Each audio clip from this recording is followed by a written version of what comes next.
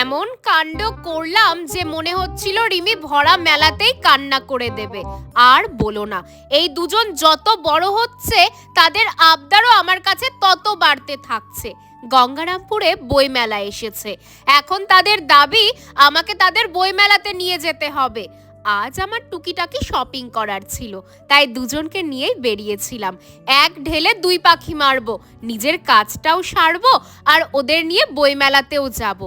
একদিকে চলছিল সাংস্কৃতিক অনুষ্ঠান আর অন্যদিকে ছিল বুক স্টল। ঋষির দাবি অনুযায়ী তাকে গোপাল ভাঁড়ের গল্প বই কিনে দিলাম, কিন্তু মহারানীর দাবি ছিল ভূতের গল্প বই নেবে।